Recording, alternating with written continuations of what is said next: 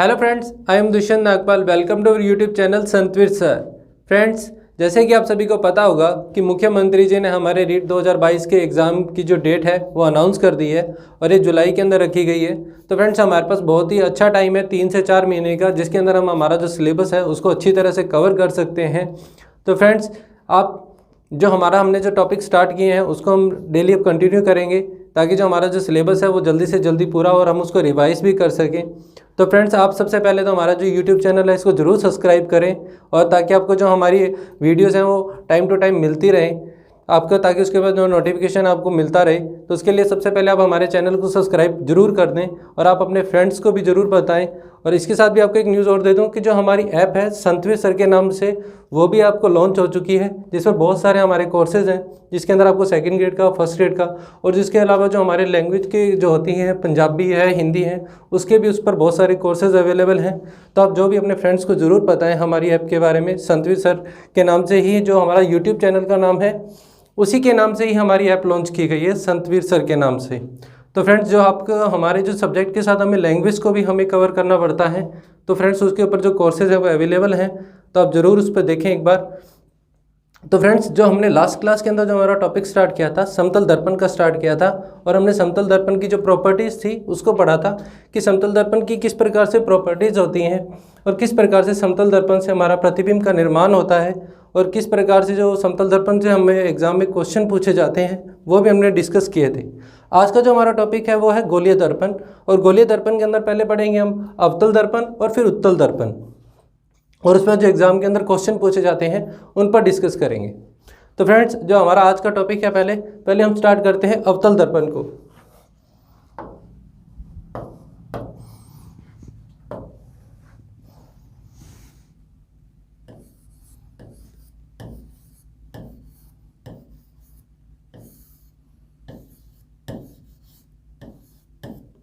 अवतल दर्पण या कॉनकेव मिरर।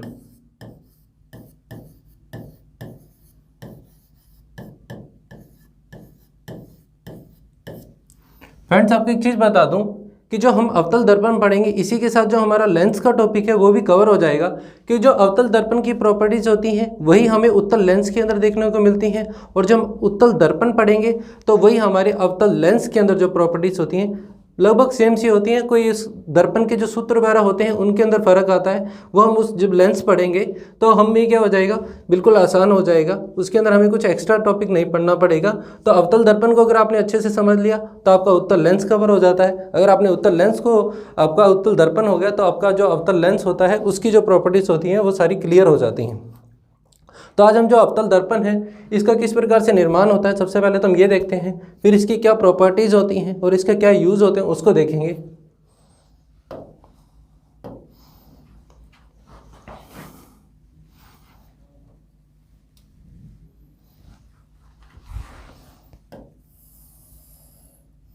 ये आपके पास क्या है, एक गोला है। ये गोले का आपको एक केंद्र मान लीजिए, ठीक है। ये आपके पास क्या है, वक्र सतह है। देखिए कैसी सतह है, वक्र सतह।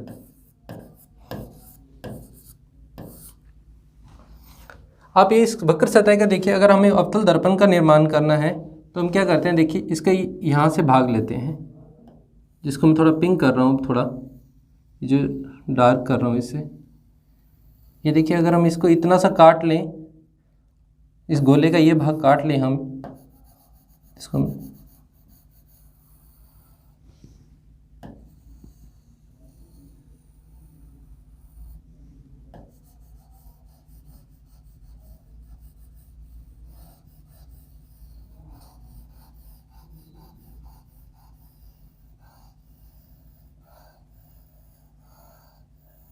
अगर हम कोई गोला लें और उस गोले के इस भाग को, इतने इतने भाग को काट लें, तो ये देखिए ये हमारे पास इस तरीके से आएगा।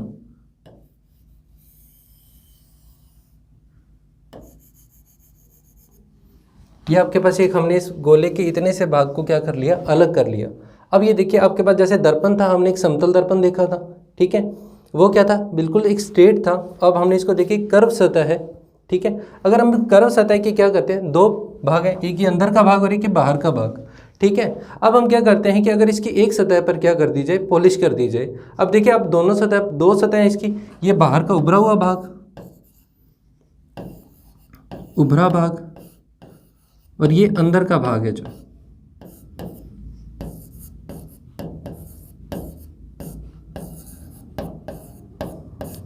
अगर आप इसके उभरे हुए भाग पर क्या करते हैं, पॉलिश कर देते हैं। जैसे हमने समतल दर्पण में क्या किया था कि एक भाग पर क्या किया था, हमने सिल्वर नाइट्रेट AgNO3, पारे का, मरकरी या एल्यूमिनियम का हमने क्या किया था, लेप किया गया था। तो वो क्या होता, कांच था, वो समतल दर्पण में क्या हो गया था, कन्वर्ट हो गया था। इसी प्रकार अगर हम अवतल दर्पण का निर्माण करना है तो अवतल दर्पण के लिए अगर हम इसके उभरे हुए भाग पर क्या कर दें, पॉलिश कर दें, इस भाग पर क्या कर दें, पॉलिश कर दें, तो ये क्या हो जाएगा, हमारे पास अवतल दर्पण का निर्माण हो जाएगा। और फिर हम देखते हैं कि अवतल दर्पण का किस प्रकार से जो इसके मुख्य अक्ष क्या होता है, इसके बाद फोकस बिंदु क्या होता है, ठीक है। तो ये हम इसके बाद पढ़ेंगे।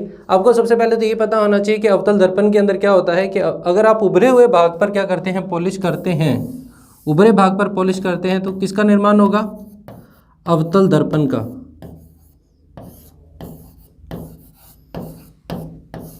अगर आप इसके जो अंदर धसा हुआ भाग है जो, अगर आप इस पर पॉलिश कर देते हैं तो किसका निर्माण होता है, उत्तल दर्पण का, जिसे आप कहते हैं कॉन्वेक्स मिरर।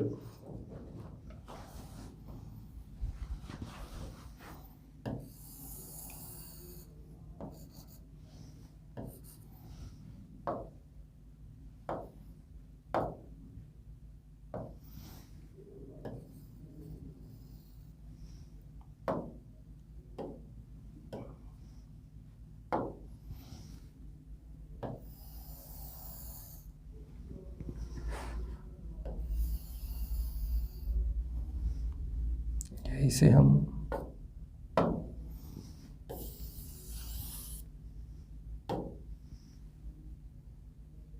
चलिए ऐसे ही बना लीजिए।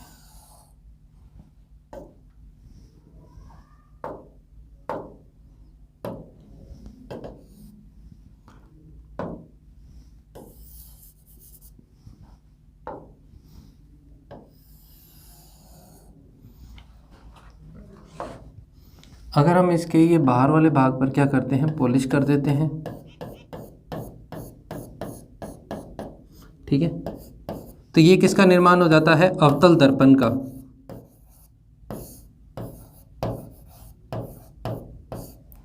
अगर हम इसके अंदर वाले भाग पर पॉलिश कर देते हैं, ये किसका निर्माण हो जाता है, उत्तल दर्पण का। इसे आप बोलते हैं कॉनकेव मिरर, इसे बोलते हैं कॉन्वेक्स मिरर।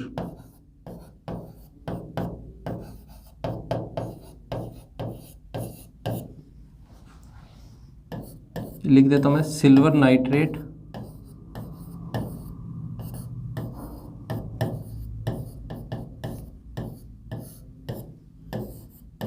पारे या एल्यूमिनियम का लेप। ये आपके पास पॉलिश की हुई थी, तो ये आपके पास अवतल दर्पण और ये उत्तल दर्पण। अब हम देखते हैं कि हमारे पास जो अवतल दर्पण से प्रतिबिंब का निर्माण किस प्रकार से होता है वो पढ़ते हैं। उससे पहले अवतल दर्पण से प्रतिबिंब निर्माण के लिए हमें क्या क्या प्रॉपर्टीज़ होती हैं उनको ध्यान रखना पड़ता है। तो आपको कुछ दूरियों से संबंधित कुछ होते हैं और कुछ आपके पास अवतल दर्पण की हमारे पास मुख्य अक्ष क्या होता है आपको ये पता होना चाहिए, फोकस तल क्या होता है, कोणीय द्वारक क्या होता है, वक्रता त्रिज्या क्या होती है, इन सब के बारे में पहले पता होना चाहिए। फिर आपके पास हम प्रतिबिंब का निर्माण करेंगे कि अवतल दर्पण से किस प्रकार से प्रतिबिंब का निर्माण होता है।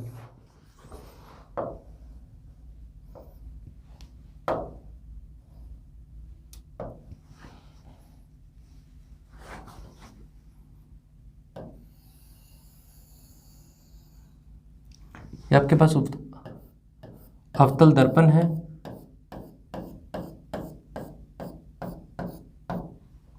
ये पॉलिश की हुई है इस पे,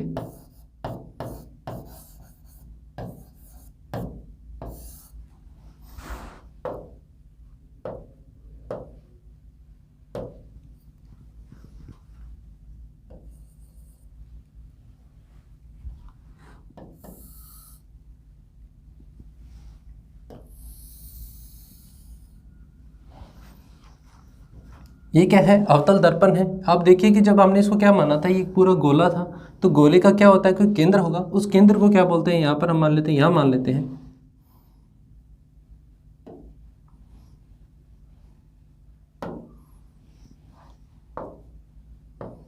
ये मान लीजिए यहाँ पर गोले का केंद्र है, उसे हम बोलते हैं वक्रता केंद्र सी।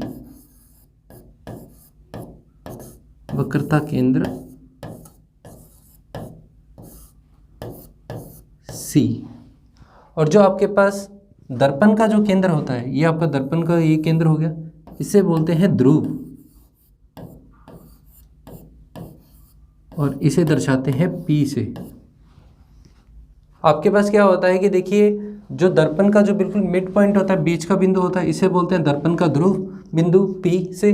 और जो आपके पास जो गोले का जो केंद्र था, हमने उसे क्या बोला, वक्रता केंद्र, और इसे दर्शाते हैं हम C से। ये जो आपके पास अक्ष होता है, इसे बोलते हैं मुख्य अक्ष।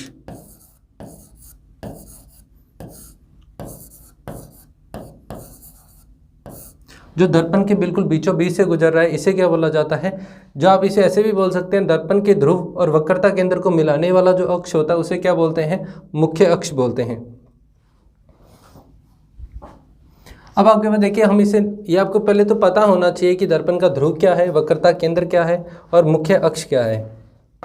अब इसके अंदर आप एक चीज़ और ध्यान रखना, जो वक्रता केंद्र और ध्रुव के बीच की जो दूरी होती है, दर्पण के ध्रुव और वक्रता केंद्र की जो बीच की दूरी होती है, इसे बोलते हैं वक्रता त्रिज्या।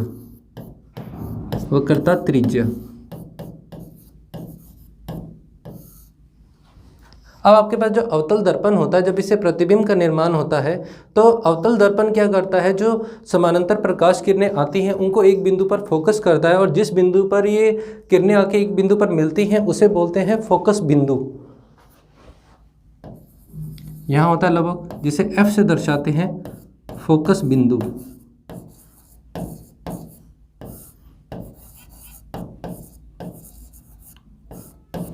इस फोकस बिंदु और ध्रुव के जो बीच की दूरी होती है, इसे क्या बोलते हैं, यहाँ दर्शा देता हूँ मैं आपको, इस दूरी को बोलते हैं फोकस दूरी।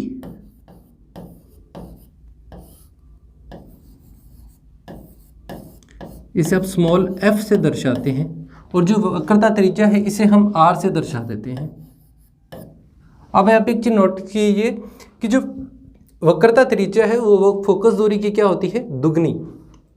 इसे हम आगे लिख देते हैं। इसका जो मान होता है, वैसे एक सूत्र ही बना लीजिए इसको, मैं यहाँ नीचे ही लिख देता हूँ इसको। जो वक्रता त्रिज्या का मान होता है,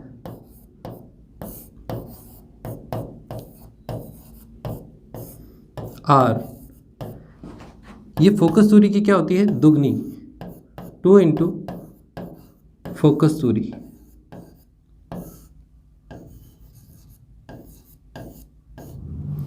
r बराबर क्या हो जाएगा, 2f। या आप इसे कह सकते हैं, जो फोकस दूरी होती है वो वक्रता त्रिज्या की क्या होती है, आधी। तो ध्रुव और वक्रता केंद्र को मिलाने वाला जो अक्ष होता है, वो क्या हो गया, मुख्य अक्ष हो गया। और वक्रता केंद्र, जो आपके पास गोले का केंद्र होता है, उसे वक्रता केंद्र कहते हैं आप। समांतर प्रकाश किरणें परावर्तन के पश्चात अवतल दर्पण से जिस बिंदु पर मिलती हैं, उसे क्या बोलते हैं, फोकस बिंदु। दर्पण का जो बीच का बिंदु होता है, उसे क्या बोलते हैं आप, ध्रुव। दर्पण के ध्रुव और फोकस बिंदु के बीच की दूरी को क्या बोला जाता है, फोकस दूरी, जिसे आपने बताया स्मॉल f से। दर्पण के ध्रुव और वक्रता केंद्र के बीच की दूरी क्या कहलाती है आपके पास, वक्रता त्रिज्या।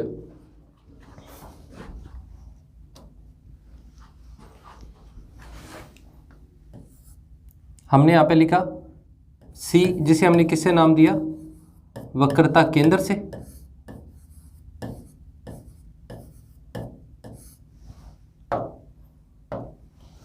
फिर हमने लिखा R, R क्या थी, वक्रता त्रिज्या। ये क्या था, ध्रुव व वक्रता केंद्र, व ध्रुव के वक्रता केंद्र व ध्रुव के बीच की दूरी।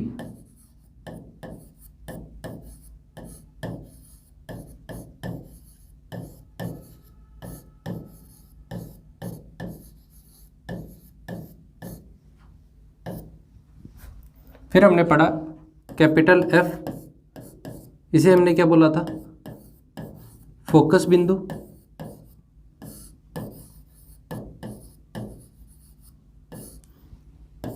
फिर हमने पढ़ा स्मॉल एफ, स्मॉल एफ क्या था, फोकस दूरी।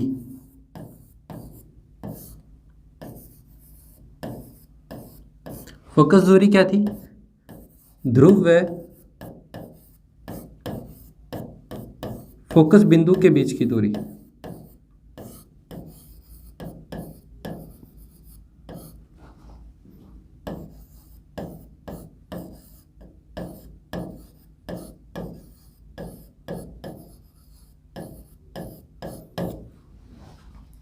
और हाँ हमने एक सूत्र पढ़ा था, R इजिकल टू क्या होता है, 2F।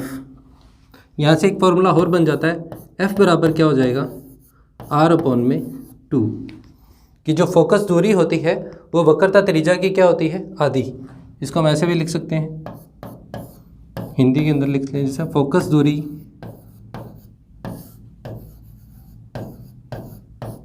बराबर क्या हो गया, वक्रता त्रिज्या की आधी। ये आपके पास क्या हो गया, जो अभी हमने पॉइंट लिखे थे उनको हमने लिखा है दोबारा। एक मुख्य अक्ष लिख लो, जो C वह जो ध्रुव है हमने P लिखा है, को मिलाने वाला अक्ष, को मिलाने वाला अक्ष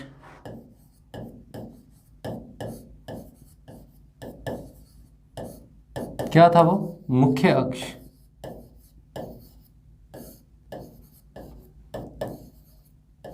तो फ्रेंड्स, जो हमने अवतल दर्पण के ऊपर जो हमारे पास जो हमने प्रतिबिंब का निर्माण करना है उसके ऊपर जो बिंदु होते हैं, क्या क्या होते हैं, पहले इसके बारे में आपको अच्छे से आपने पढ़ा। अब एक बार और देख लीजिए क्या क्या है।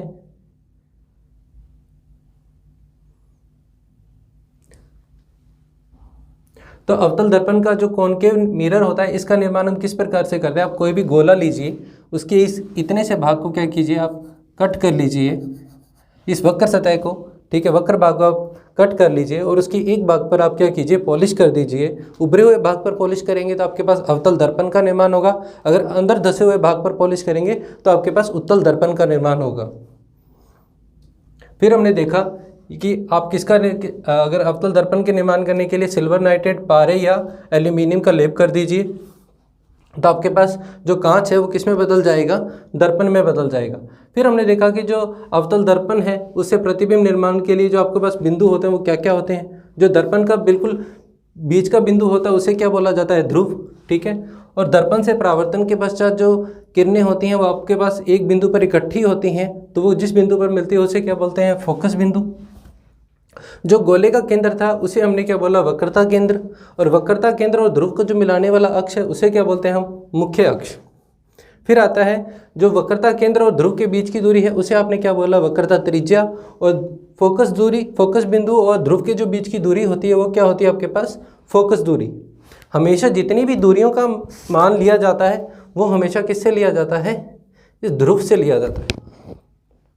तो हमने देखा जो वक्रता त्रिज्या का मान होता है वो क्या, देखिए यहाँ से लेके यहाँ तक की दूरी को आपने आर वक्रता त्रिज्या कहा, और ये यहाँ से लेके यहाँ तक की जो दूरी है, फोकस बिंदु से लेके ध्रुव तक की जो दूरी है वो क्या है आपके पास, आपने फोकस दूरी बोला इसे। फोकस बिंदु से लेके ध्रुव तक की जो दूरी है इसे आपने बोला फोकस दूरी। जो वक्रता त्रिज्या की जो दूरी है वो फोकस दूरी से कितनी होती है, दुगनी। इस पर एग्जाम में कई बार क्वेश्चन भी पूछे जाते हैं कि मान लीजिए कि आपके पास दर्पण की जो ध्रुव है उससे फोकस दूरी है वो कितनी है आपके पास, 5 है, तो आपके पास वक्रता त्रिज्या कितनी हो जाएगी, दुगनी हो जाएगी, कितनी हो जाएगी, 10। तो इससे कुछ बार एग्जाम में छोटे क्वेश्चन भी पूछे जाते हैं। ये अब आपने कर लिया, लिख दिया इसको हमने। दर्पण और ध्रुव के बीच को जो मिलाने वाला अक्ष होता है वो मुख्य अक्ष, और जो सी होता है जिसे हमने क्या बोला, वक्रता केंद्र या गोले का केंद्र मान लीजिए, और आर क्या है, वक्रता त्रिज्या है, एफ क्या है, कैपिटल एफ। इन दोनों में ध्यान रखना, एक कैपिटल एफ है और एक स्मॉल एफ है। स्मॉल एफ तो क्या होती है, फोकस दूरी, और कैपिटल एफ क्या है, फोकस बिंदु। आर इजिकल टू क्या होता है, 2F। अब हम देखते हैं अवतल दर्पण से प्रतिबिंब का निर्माण किस प्रकार से होता है। फिर हम देखेंगे कि किस प्रकार से अवतल दर्पण से अलग अलग कंडीशंस बनती हैं, अवतल दर्पण से किस प्रकार ये कुछ बातें हो रहा है कि इनसे दूरियों का मापन किया जाता है। तो दूरियों के मापन में हमें कुछ चिन्हों का ध्यान रखना पड़ता है कि अवतल दर्पण से जब दूरियों का मापन किया जाता है, एग्जाम में ऊपर क्वेश्चन भी पूछे जाते हैं और बच्चे बहुत ज़्यादा कंफ्यूज होते हैं कि ये दूरी धनात्मक होगी कि तो ऋणात्मक होगी। तो हमेशा एक चीज़ याद रखना, जो दूरियों का जो माप किया जाता है वो हमेशा जो आपतित प्रकाश होता है उसकी दिशा में किया जाता है। जैसे कि मान लीजिए आपके पास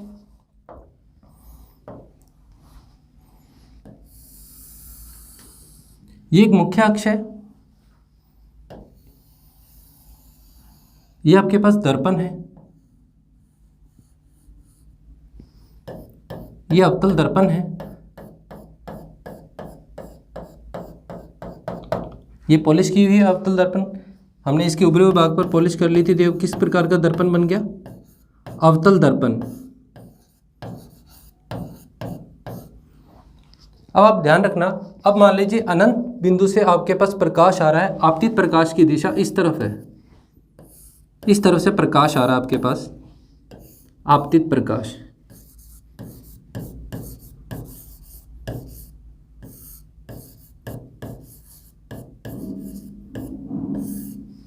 हमने यहाँ बिंदु बनाया था C और यहाँ था आपने इसको माना था F। ये क्या था, फोकस बिंदु।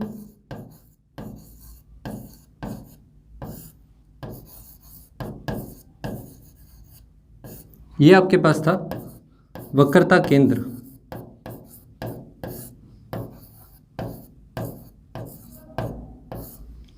यहाँ आपके पास था, ये थोड़ा डार्क कर रहा हूँ इसको मैं, ये था आपके पास ध्रुव और इसे हमने लिखा था P बिंदु से, ठीक है। और यहाँ से लेके दर्पण के फोकस बिंदु से लेके दर्पण के ध्रुव तक की दूरी वो क्या होती है, स्मॉल f। मैं अलग कलर से फोकस दूरी को दर्शा देता हूँ। दर्पण के वक्रता केंद्र से लेके दर्पण के ध्रुव तक की दूरी क्या थी, वक्रता त्रिज्या r। अब आपतित प्रकाश की दिशा इस तरफ है। मैंने आपको ये बताया था कि जो हमें दूरियों का मापन करना है वो किस तरफ से करना है, दर्पण के ध्रुव से करना है। अब आपतित प्रकाश की दिशा में हमें जाना है। आपतित प्रकाश की दिशा में दूरियों का मापन किस प्रकार से होता है, धनात्मक, ठीक है। अब आप देखिए कि दर्पण के ध्रुव से अगर आप देखेंगे, हम इसके आपतित प्रकाश के बिल्कुल विपरीत दिशा में आ रहे हैं।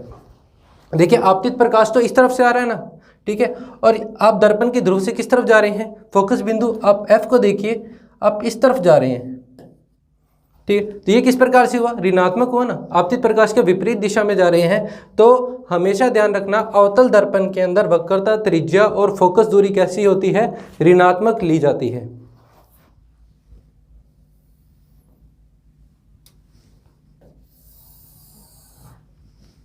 अवतल दर्पण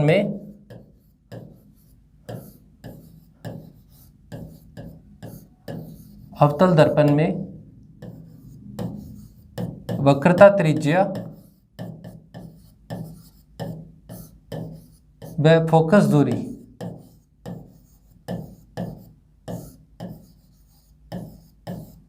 ऋणात्मक ली जाती है।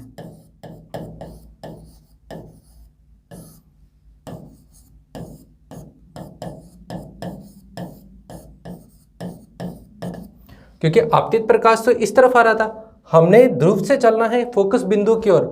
आप यहाँ पे इस तरफ खड़े होइए, देखिए आपतित प्रकाश तो उस दिशा में आ रहा है और हमें जाना इस तरफ है, तो हम क्या होगा, आपतित प्रकाश की बिल्कुल विपरीत दिशा में जा रहे हैं, तो ये क्या होगा, ऋणात्मक। अगर हम आपतित प्रकाश की दिशा में ही चलते तो कैसी होती दूरियां, धनात्मक। आप अब उत्तल दर्पण देखेंगे, उत्तल दर्पण में जो प्रतिबिंब का निर्माण होता है वो किस प्रकार होता है, दर्पण के पीछे होता है, तो वहाँ पर जो दूरियाँ किस प्रकार से ली जाती हैं, धनात्मक ली जाती हैं। अवतल दर्पण में वक्रता त्रिज्या और जो आपके पास फोकस दूरी होती है, जो ये किस प्रकार से होती है, ऋणात्मक होती है। यह आप ध्यान रखना, वक्रता त्रिज्या और फोकस दूरी कैसी होती है, ऋणात्मक ली जाती है।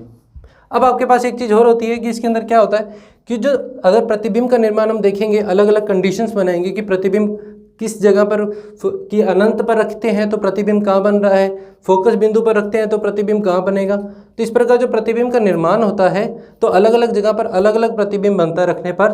तो जो अब ये ध्यान रखना कि जो अगर आप मुख्य अक्ष के ऊपर रखते हैं, जो मुख्य अक्ष के ऊपर जो दूरियां ली जाती हैं, प्रतिबिंब की जो ऊंचाई ली जाती है, ठीक है, वो किस प्रकार से होती है, धनात्मक।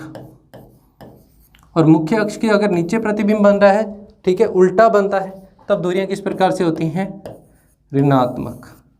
एक बिंदु और है, पहला बिंदु तो यही हो गया, दूसरा बिंदु क्या है, अवतल दर्पण में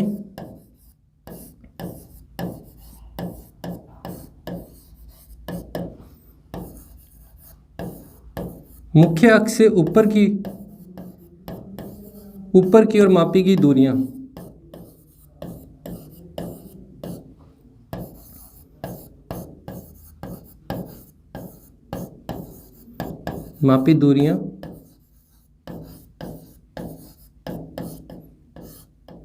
धनात्मक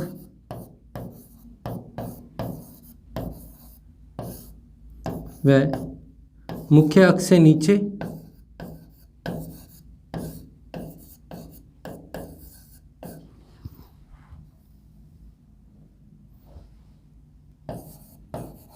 नीचे मापी गई दूरियां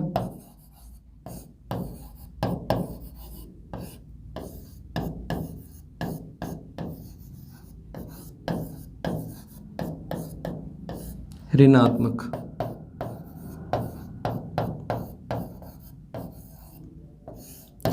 ये अवतल दर्पण की कुछ प्रॉपर्टीज़ है कि अवतल दर्पण में वक्रता त्रिज्या होती है और जो फोकस दूरी होती है, अगर आप हम अवतल दर्पण का एक सूत्र पढ़ेंगे, ठीक है, तो उसके अंदर क्या होता है कि जो फोकस दूरी होती है और वक्रता त्रिज्या होती है वो ऋणात्मक ली जाती है, और अवतल दर्पण के अंदर मुख्य अक्ष से ऊपर मापी गई जो दूरियां होती हैं वो धनात्मक और मुख्य अक्ष से नीचे नापी गई दूरियां कैसी होती हैं, ऋणात्मक।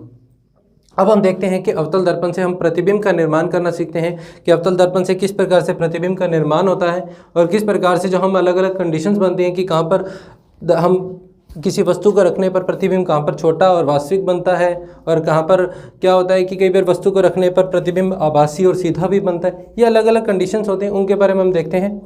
एक हमेशा ध्यान रखना, सिर्फ एक ही केस ऐसा है अवतल दर्पण के अंदर जहाँ पर क्या होता है प्रतिबिंब कैसा बनता है, सीधा आभासी बनता है और बड़ा बनता है। उसके अलावा जितनी भी कंडीशंस अगर आपसे पूछा जाए कि अवतल दर्पण में प्रतिबिंब का निर्माण किस प्रकार से होता है, ये भी एक प्रॉपर्टीज ही है इसकी। अवतल दर्पण में जो प्रतिबिंब होता है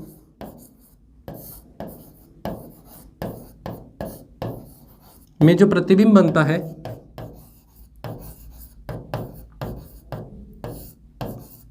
वास्तविक व उल्टा बनता है।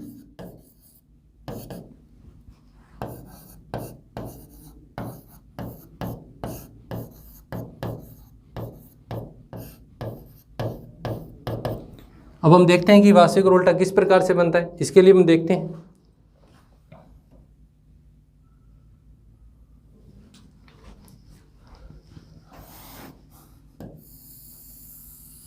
ये मुख्य अक्ष आपका,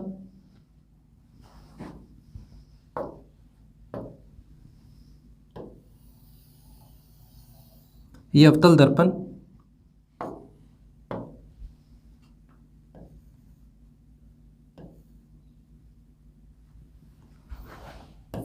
ये क्या है, मुख्य अक्ष।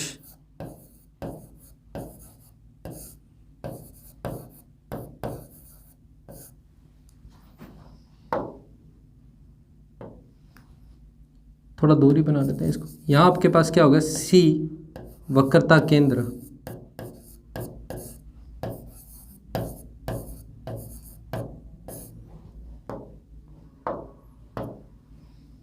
ये आपके पास एफ फोकस बिंदु,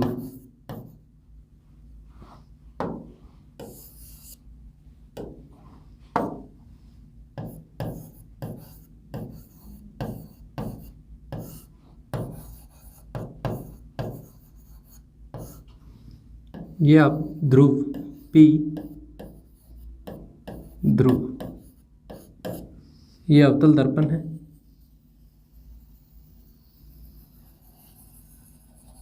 ये मैंने जैसे पिंक पिंक सा दिखाई है, आप समझ लेना पॉलिश है दर्पण के उभरे हुए भाग पर जो किया हुआ है, ये क्या है, पॉलिश।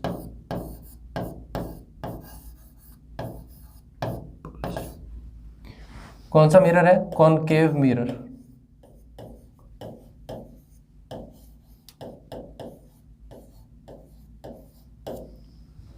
अब हम इससे प्रतिबिंब का निर्माण करना सीखते हैं कि प्रतिबिंब का निर्माण किस प्रकार से होता है। अब मान लीजिए कि एक वस्तु है, हम सबसे पहले वस्तु को मानते हैं अनंत पर। अनंत पर कोई वस्तु कहीं पे भी हो सकती है, मान लीजिए यहाँ पर पड़ी है, ये कोई एक वस्तु है, कोई स्रोत है, कोई प्रकाश स्रोत है जिससे क्या आ रहा है, समानांतर प्रकाश किरणें। अनंत से आप एक चीज़ याद रखना, अनंत से जितने भी जो हम मानते हैं कि जितने भी एग्जाम के अंदर माना जाता है कि जो अनंत से जो भी वस्तु रखी हुई है उससे जो प्रकाश आ रहा है वो किस प्रकार से आ रहा है, समानांतर प्रकाश, पैरेलल, ठीक है, पैरेलल लाइट्स आ रही हैं, समानांतर प्रकाश किरणें आ रही हैं, यहाँ से समानांतर प्रकाश किरणें आ रही हैं। अब ये समानांतर प्रकाश किरणें यहाँ से हम इसको बना लेते हैं,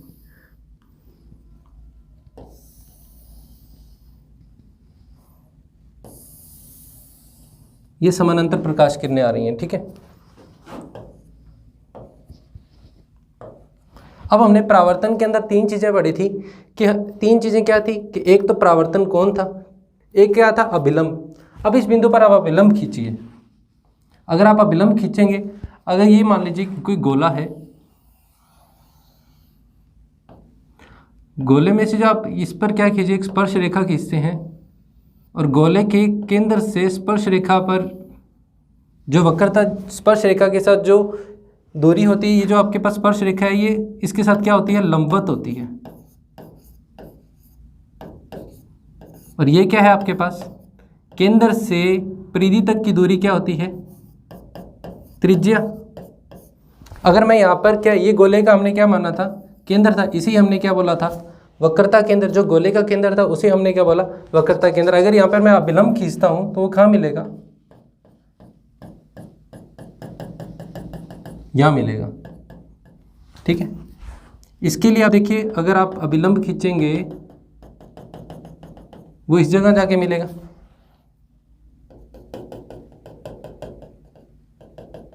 ये इसके लिए अभिलंब हो गया।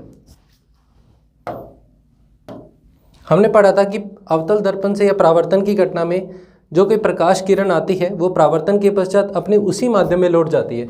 अब ये देखिए, अभी ये प्रकाश किरण आ रही है, ये इस अवतल दर्पण से टकराएगी और जिस कोण पर आई थी उतने ही कोण पर क्या होगी, परावर्तित होगी। ये परावर्तन की घटना का नियम है कि जो परावर्तन के अंदर क्या होता है, जब कोई प्रकाश किरण किसी एक माध्यम में से चलती है और दूसरे माध्यम में क्या होती है, किसी सतह से टकराती है और सतह से टकराकर अपने उसी माध्यम में लौट आती है, तो ये वापस क्या होगी, जिस अभिलंब से टकराकर अभिलंब से क्या होगी, जितने जिस कोण पर आई है उतने ही कोण पर क्या होगी, परावर्तित होगी। तो यहाँ पे देखिए, ये मान लीजिए जितना कोण ये है उसी कोण के साथ ये क्या होगी, यहाँ पर परावर्तित होगी। अब मैं जो परावर्तित किरण है उसको बनाता हूँ। देखिए, जिस कोण पर आई थी उसी कोण पर क्या हुआ, परावर्तित होकर उसी वापस उसी माध्यम में लौट आई। अब ये किरण भी है, ये क्या होगी, टकराकर इस तरफ आ जाएगी और ये वाली किरण टकराकर इधर गई थी और ये टकराकर इस तरफ आ गई, परावर्तित हो गई। अब आप इस डायग्राम में एक चीज़ ध्यान दीजिए कि जो प्रकाश किरणें आ रही हैं ये टकराकर एक बिंदु पर क्या हो रही हैं, मिल रही हैं। देखिए, दूर नहीं जा रही, फैल नहीं रही, ये एक बिंदु पर क्या हो रही है, पास आ रही हैं। अब आप ये देखिए, ये टकराई थी यहाँ से, वापस उसी माध्यम में उसी कोण पर परावर्तित हुई और इस फोकस बिंदु पर क्या हुई, मिल रही हैं। यहाँ पर भी देखिए, ये टकराई और उस कोण, जिस कोण पर आई थी उसी कोण पर परावर्तित होकर फोकस बिंदु पर क्या हुई, मिल रही हैं। और ये वाली किरण भी देखिए, इस बिंदु पर आई और यहाँ से टकराकर वापस मिले। अब जो एक चीज़ और ध्यान रखना, जो इस वक्रता केंद्र जो हमने बिंदु था, इस पर जो प्रकाश किरण आ रही है वो यहाँ पर टकराएगी, इस बिंदु पर टकराएगी, इस बिंदु पर टकराएगी, तो यहाँ पर अभिलंब क्या है, कोण क्या है, 0 डिग्री।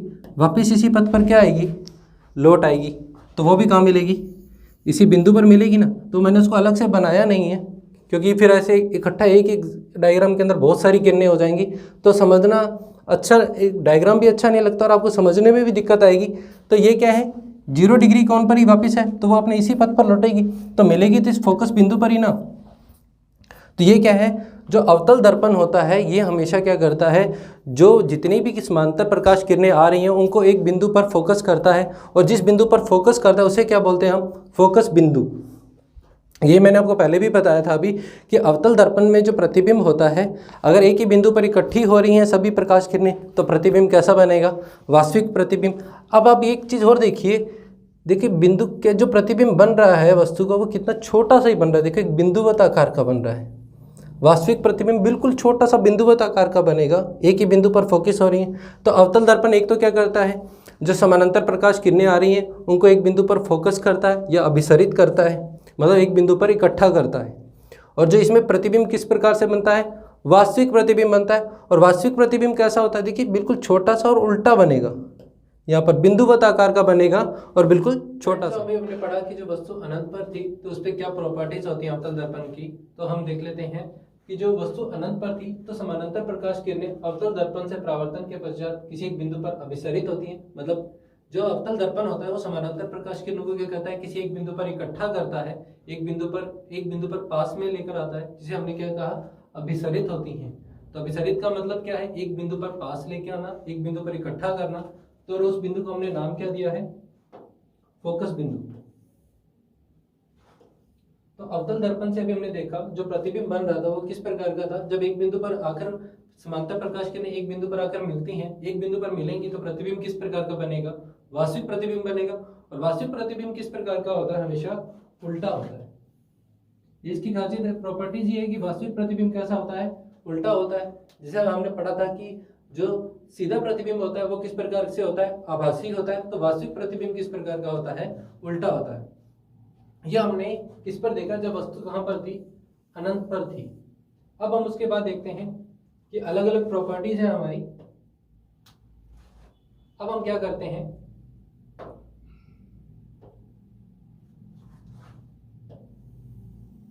ये हमारे पास दर्पण है, हमारा अवतल दर्पण।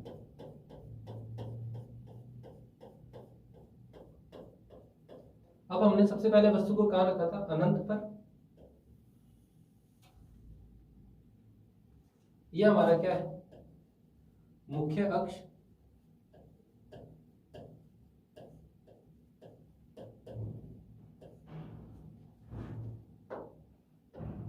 यहां पर क्या था, सी वक्रता केंद्र। यहां पर था फोकस बिंदु एफ, कैपिटल। ये क्या था, दर्पण का जो मध्य बिंदु था, ये क्या था, ध्रुव पी। हमने पहला कंडीशन हमारी क्या थी, ध्रुव। हमने कहा वस्तु को कहां रखा था, अनंत पर, यहां अनंत पर रखा। ये अनंत और इनफाइनाइट।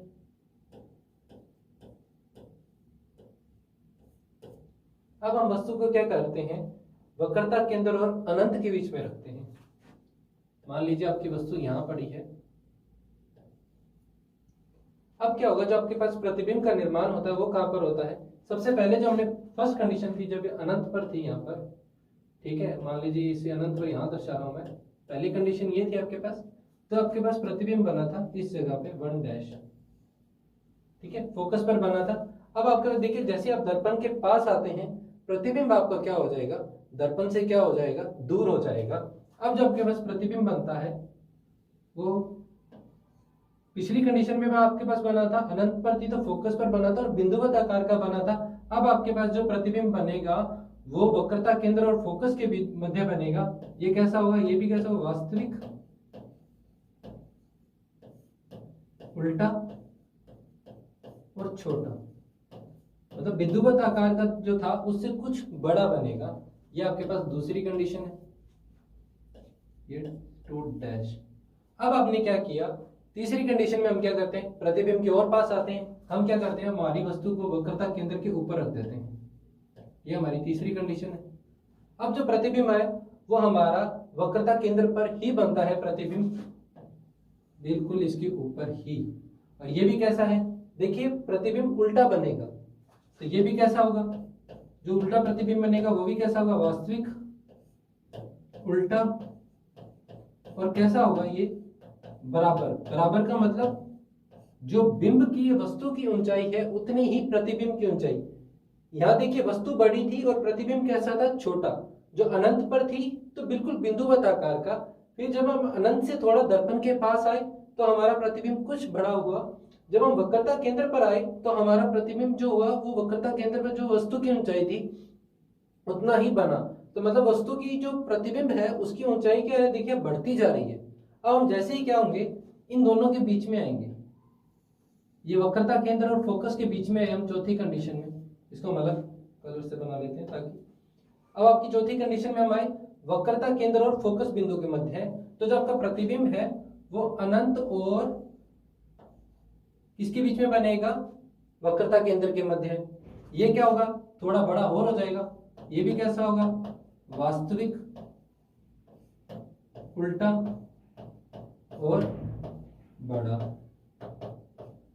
कुछ बड़ा हो जाएगा, इससे जो आपके जो वक्रता केंद्र पर बना था मतलब वस्तु से बड़ा हो जाएगा। धीरे धीरे आप देखिए जैसे जैसे आप दर्पण के पास जा रही हैं प्रतिबिंब दर्पण से दूर होता जा रहा है और कैसा होता जा रहा है? बड़ा। पहले बिंदुवत आकार का था, फिर उससे कुछ बड़ा बना, फिर उससे बड़ा बराबर वस्तु के आकार का, फिर बड़ा, वस्तु से बड़ा।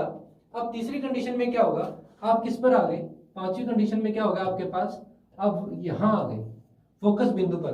अब फोकस बिंदु पर क्या होगा? जो आपका प्रतिबिंब बनेगा यहां आपके पास बन रहा था अनंत और वक्रता केंद्र के मध्य। अब जो आपके पास प्रतिबिंब बनेगा वो अनंत पर बनेगा, अनंत पर। और ये कैसा होगा? बड़ा होगा, वस्तु से बड़ा। अब आपके पास ये पांचवी कंडीशन थी, ये फिर डैश। आपके पास ये 5 कंडीशन होगी। अब आपके पास एक कंडीशन क्या होती है? जब आप वस्तु को फोकस बिंदु और ध्रुव के बीच में रखते हैं यहां पर।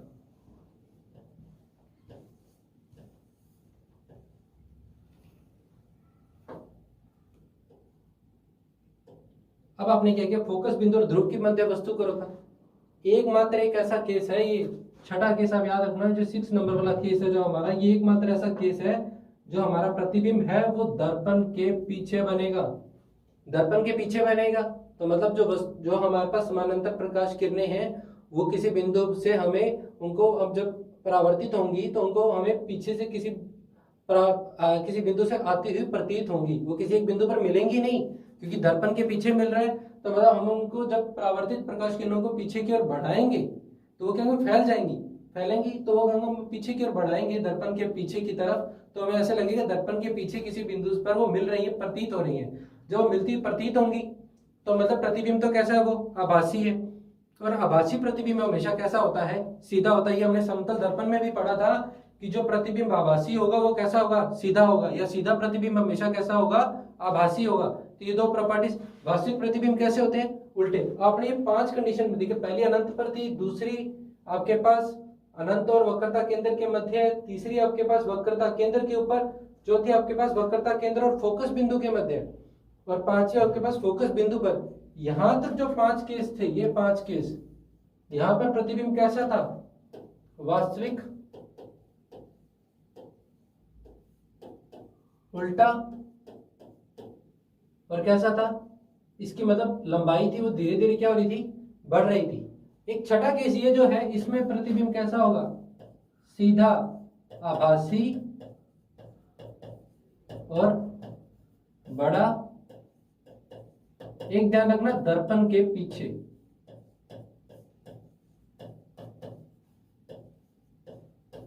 ये सभी तो क्या है? दर्पण के इस तरफ है, दर्पण के सामने, ठीक है। ये क्या है? दर्पण के पीछे बनेगा।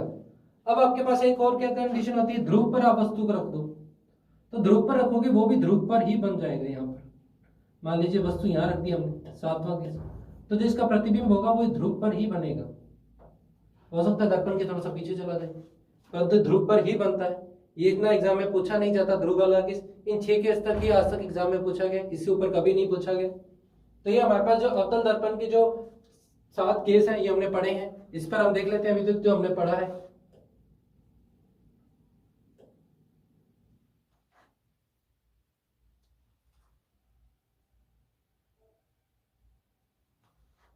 देखिए, अवतल दर्पण से प्रतिबिंब। अवतल दर्पण प्रकाश किरणों को किसी एक बिंदु पर फोकस करता है, सामान्यतः वास्तविक और उल्टा प्रतिबिंब बनता है। यही हमने अभी पढ़ा है। अवतल दर्पण की फोकस दूरी हमने स्टार्टिंग में पढ़ा था, जब मैंने आपको अवतल दर्पण की प्रॉपर्टीज पढ़ाई थी। तो अवतल दर्पण की फोकस दूरी और वक्रता त्रिज्या दोनों क्या थे? ऋणात्मक। ये हम इसका उपयोग कहाँ करेंगे? जब हम इसका अवतल दर्पण के जो सूत्र पढ़ेंगे, दर्पण सूत्र, उसके अंदर इसका उपयोग आता है।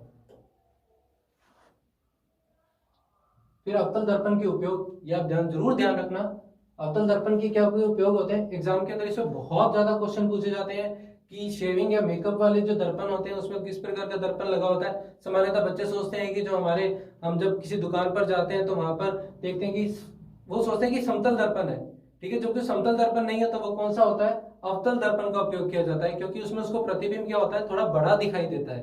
और उसको शेविंग करने में उससे क्या होती है, आसानी होती है। सोलर कुकर होते हैं, इसके अंदर क्या होता है, क्योंकि सोलर कुकर में आप देखिए जो सौर ऊर्जा आ रही है वो क्या होगी, इसको एक बिंदु पर इकट्ठा करेगा। अवतल दर्पण जो हमेशा क्या करता है, समानांतर प्रकाश किरणों को किसी एक बिंदु पर क्या करता है, इकट्ठा करता है, पास में लेकर आता है। तो इसलिए सोलर कुकर में किसका उपयोग किया जाता है, अवतल दर्पण का। ठीक है, टॉर्च या सर्च लाइट में इसका उपयोग किया जाता है। जो गाड़ियों की हेडलाइट्स होती हैं उनके अंदर किसका उपयोग किया जाता है, बड़ा प्रतिबिंब बनाने के लिए। देखिए आप जब वस्तु के जैसे ही पास आ रहे थे, वस्तु को पास लेकर आ रहे थे दर्पण के, तो प्रतिबिंब कैसा होता जा रहा था, बड़ा हो रहा था। इसलिए गाड़ियों की हेडलाइट के अंदर किसका उपयोग किया जाता है, अवतल दर्पण का, कॉनकेव मिरर का। टेलीस्कोप और परवलिक दर्पण में भी इसका उपयोग किया जाता है। एक परिभाषा है, कई बार एग्जाम में पूछ सकते हैं, आप ध्यान रखिए। कोणीय द्वारक क्या होता है, दर्पण के व्यास के द्वारा वक्रता केंद्र पर बनने वाला कोण क्या कहलाता है, कोणीय द्वारक कहलाता है। ये आपके पास कोणीय द्वारक है, दर्पण के व्यास द्वारा वक्रता केंद्र पर बनने वाला कोण कोणीय द्वारक। अब क्या आपसे पूछा जाता है, फोकस तल, एक ये भी परिभाषा है। मुख्य अक्ष के लंबवत दर्पण के फोकस बिंदु से गुजरने वाला तल क्या कहलाता है, फोकस तल कहलाता है। मैं आपको थोड़ा सा बता देता हूँ, इसको ज्यादातर हम जो कॉन्वेक्स मिरर पढ़ेंगे उसमें अच्छे से एक्सप्लेन और अच्छा हो जाएगा इसका। मान लीजिए आपके पास क्या है, ये आपके पास दर्पण है, अवतल दर्पण है। आपके पास क्या है, ये समानांतर प्रकाश किरणें आई और ये टकरा कर इधर आ गई। ये कोई समानांतर प्रकाश किरण थी, ये भी टकरा कर यहाँ आ गई। ये आपके पास क्या है, बिंदु पर, किसी बिंदु पर मिल रही है। तो ये क्या है, ये क्या पर फोकस बिंदु था हमारा, और ये इस फोकस बिंदु पर ना होकर क्या है, फोकस तल। तो ये क्या है जो हमारा, ये फोकस तल है।